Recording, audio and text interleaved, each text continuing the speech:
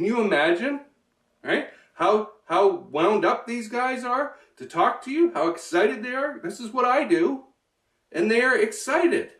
And so it makes your closing that much easier. I don't really have to close because I've done all that groundwork. They know what they're getting. They know why they're there. They know that they're a fit for me. So a friend of mine asked me the other day, Jason, how do you use pain points? And I've covered this at length in blog posts and that. Not sure he's read them, but it kind of confused me, and I dug a little bit and I found out what he was asking was not exactly what I thought he was asking. The issue was he was asking this question, really. How do I use pain points in isolation? How do I use pain points in my marketing to screen potential, clients, right, prospects, without including any other factors? And my answer to that was, whoa, that sounds weird to me. So I thought it would be a good idea to take like a minute and cover the evolution of how prospecting and pre-qualifying has worked, okay? So originally, what people would do is qualify by industry. So people would deliberately pick an industry that they knew something about, like small engine repair, gardening, all the way up to maybe defense contracting, something like that, right? And they would have this expertise in this narrow band, and that is what they would use to pre-qualify prospects on. They would only talk to people in those specific niches or industries, right? And that was rudimentary prospecting and pre-qualifying. Now the good thing about that is you will accidentally stumble onto some of the other stuff that you should be doing by picking an industry. For example, you'll be talking in industry terms, the technical terms, the jargon of what they use in that industry. And so that lets them know that you're in on it, that you're one of them. And that's important, that one of us feeling, okay, in marketing and pre-qualifying. So by choosing an industry to go into, that alone will actually take you pretty far. Now what happened when we got into the next stage of pre-qualifying evolution is we started qualifying further by demographics, okay? And I think a lot of this came out of B2C, rather than industrial sales, now we're talking to a consumer, and we need to start segmenting our consumer markets, right, by demographic things. Where do they live, right? We all know the millionaires tend to live around other millionaires, right? There's rarely a millionaire living in a slum next to a bunch of broke people, right? So if we go where they are, that's part of the demographics, we're more likely to encounter the same type of people, right? Certain revenue levels, income levels, we know that, right? They maybe own a certain kind of vehicle or a series or brands, like they own the BMWs and the Mercedes and the Audis and all that, right? So that is an example of a demographic qualifier that we could use, okay? Now what happened as the 80s came in and the 90s came in, and I really feel that this got its stride in the 90s, is the idea of psychographic. Okay, what's going on up here? Psychographic screening, pre-qualifying. And what that gets into are pain points. What is the problem that this guy is having that is keeping him up at night, right? So with psychographics, you're more concerned with what's going on in the mind of your prospect, and that really ties into pain points. What are they suffering from? What is the bad situation that they are in that you can help them get out of? And that's a great place to start, isn't it? Because when somebody is in a state of discomfort, they're more likely to move. Okay? So if we can make a little graph of pleasure versus pain and near or far future, near future pain is the thing, that's that quadrant, that people will move in the most. Okay? So if you find somebody who has a problem and it's a near future pain problem, now we're in the psychographics, remember, like Godzilla's coming down the street, and it's going to destroy the business, then they are more likely to take action. So what I do actually is combine all three of those layers. Why not, right? And that really gets you into a high level of pre-qualification. You're pre-qualifying by industry. So already you're using the jargon terms, and you're comfortable, and you are automatically enthusiastic if you do this right, because you've picked a niche you know something about and you're excited about, right? I'm going to go help people sell airplanes. Okay, cool. All right, I'm excited about that. It's easy for me. I don't have to fake it, right? Second, you're qualifying by demographics. Okay, let's say it's B2B, right? what kind of airplane manufacturer am I going after here as my target market, right? Am I going after the little guys who make single engine, single seater planes, small planes, you know, 4-seater planes?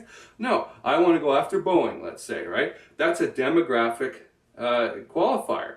And you know, other qualifiers, how many branch offices do they have? What volume of sales do they do annually? How big is an average contract, right? Those are all demographic qualifiers, and I would include those because the size of the problem is the customer's budget, okay? They're the same thing. If you can get a customer to admit, a prospect to admit, that they have a big problem that you can solve, you can charge a decent amount of money to solve that problem. Whereas if the problem is small, they may not qualify to have you as the solution to that problem. It's too small, it's too dinky for me to deal around with, right? I'm not going to deal with a $10,000 problem because all I'll be able to charge is like, I don't know, $500 at the very most to solve that problem. If I can get the prospect to even admit that that's the size of the problem. So I qualify them out there on a demographic basis. And finally, we will look at the psychographic. So, you know, elements. So if we're looking at this on a pyramid, that's at the top. Now, the good news about the psychographic or pain points qualifiers is they are automatically using the jargon of that industry, right? So we really are one of us at this point, right? We're seen as one of us by our prospect. How could they have possibly helped somebody like me if they, you know, just said what they just said? Like, it's impossible, right?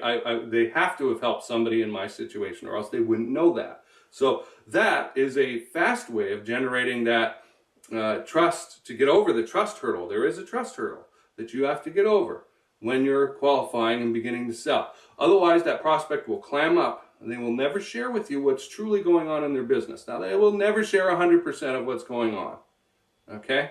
They will always hold something back. But even if you can get 10% of what's going on in their business, that may be enough for you to start to get a picture of how you can help them, and for them to start to duplicate that picture of how you can help them. And now you're on your way to a sale. All right. So when my friend asked me, how do you use pain points in that isolated sense, my answer is I don't. And I think you'd be crazy to, because you wouldn't have a lot of the built-in stuff from the industry and demographic pre-qualifiers, right? You wouldn't have the industry jargon, and you wouldn't be necessarily talking to the right size of customer or the right location of customer, right? All those demographic issues that are good pre-qualifiers. Now, when you're doing this yourself and you're creating your list, this doesn't have to take very long. You just make a spreadsheet, list your potential candidate prospects down the side, and then list 5 or 6 demographic qualifiers across the top, okay? And you know, the industry is already chosen, okay? Those prospects are in that industry that are in that column. But in the rows now, what you've got are 5 or 6 demographic qualifiers, and you just whip through and put an X in there or something, right? When they are qualified for that demographic element, certain size, certain revenue, certain contract size, tick, tick, tick, right? And when you get out of 5 or 6, let's say, 3 or more tick marks, you got a winner. Right? That's somebody who should stay in there on a demographic and industry basis. Now you can take that and then go to that prospect and qualify them further with some marketing collateral about the psychographic stuff. Okay? The what's going on in your head. Are you having this pain point problem? Are you in this situation that I can fix? That is the next step of qualifying. So if you want to talk to me about your funnel and how that's part of the funnel, by the way. If you want to talk to me about your funnel and your pre-qualification process, which is the most important element in teeing up those sales lobs, right? We want them to be easy. Dan Kennedy, a long time ago, I was reading a book he wrote about being a contrarian. It was one of his first no BS books in like 1996 or something like that, back in North Van at the public library. It's a long time ago. I had hair back then. Okay? The guy said, I don't want to be showing off at my age, you know, and it was a while ago. He's 60 something or whatever he is now, you know. He said, I want to be shooting fish in a freaking barrel with a shotgun. The barrel is the size of the shotgun is the size of the opening at the top of the barrel. You know, he didn't want to miss, okay? We want to make this teeing up process of pre-qualifying as easy as possible for you so that when you actually talk to somebody, you know they're pre-qualified on the industry, demographic, and psychographic qualifiers. Okay? Can you imagine, right? How wound up these guys are to talk to you, how excited they are? This is what I do, and they are excited. And so it makes your closing that much easier. I don't really have to close because I've done all that groundwork. They know what they're getting. They know why they're there. They know that they're a fit for me on need, budget, personality fit, right? Industry, demographic, and psychographic qualifiers. And they respond. The pain points are at the top of that pyramid, and they're the thing that you dangle in front of the prospects that you've pre-qualified by industry and demographic factors as a probable fit. Hey, I think you guys might have a problem big enough worthy of me solving. Are you experiencing these issues? Yes. All right? Because those are the pain points, and they've told you that. So this is a really exciting way to get yourself into high probability sales situation.